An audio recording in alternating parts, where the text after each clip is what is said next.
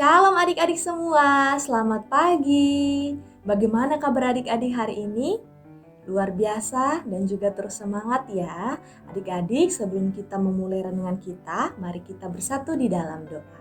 Bapa yang baik, kami bersyukur Tuhan terus menolong kami untuk dapat mengikuti renungan harian. Kiranya Tuhan memberkati kami lewat firman-Mu agar kami dapat mengerti dan juga boleh menjadi anak-anak yang selalu dapat mengikuti apa yang Tuhan Yesus ajarkan. Di dalam nama Tuhan Yesus kami berdoa dan bersyukur kepada Bapa di surga. Amin.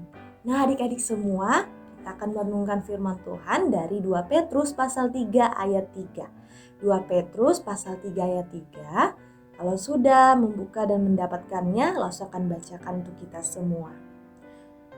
Yang terutama harus kamu ketahui ialah bahwa pada hari-hari zaman akhir akan tampil pengejek-pengejek dengan ejekan-ejekannya, yaitu orang yang hidup menuruti hawa nafsunya.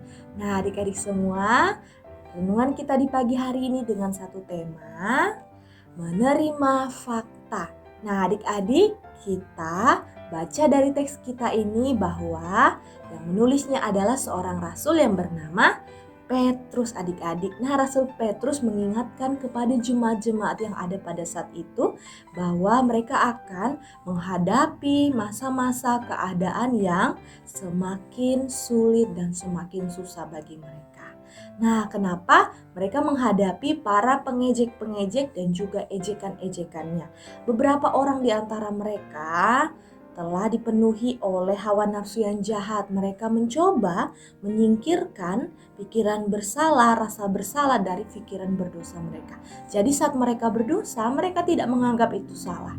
Mereka membuang rasa bersalah itu, sehingga mereka juga mengolok-olok janji Allah, mengolok-olok Allah.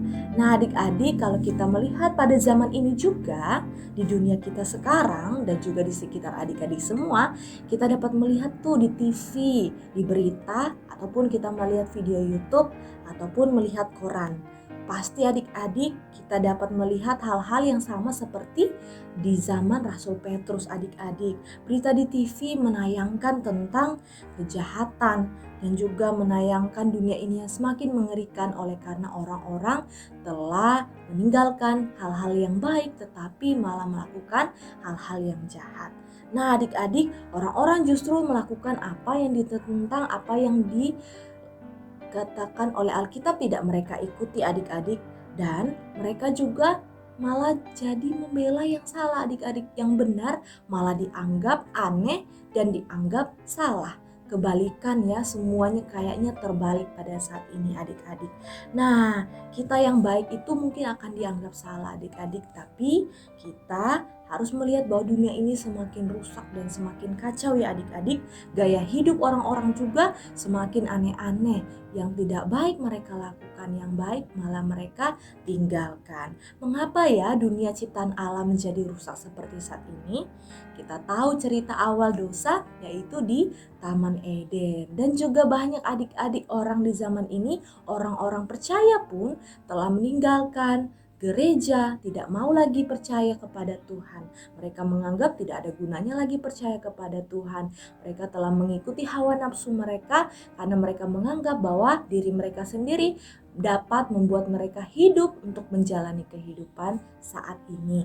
Nah adik-adik semua, ini adalah fakta atau kenyataan yang harus adik-adik terima. Kita harus lihat, kita harus terima, dan kita harus hadapi bahwa manusia telah jatuh ke dalam dosa dan dunia ini pun telah rusak oleh dosa. Di gereja pun kita dapat melihat bahwa ada perpecahan di antara orang-orang percaya dan gereja pun telah dirusak oleh hal-hal yang jahat. Fakta dunia ini telah berdosa adik-adik, seperti itulah keadaannya, dan kedepannya juga akan banyak lagi muncul kejahatan-kejahatan. Nah kalau seperti itu adik-adik, sejak kecil kita harus menerima fakta ini, menyadari bahwa dunia telah berdosa dan kita dapat menyadari bahwa kita membutuhkan yang namanya juru selamat adik-adik yang dapat menolong kita. Siapakah itu?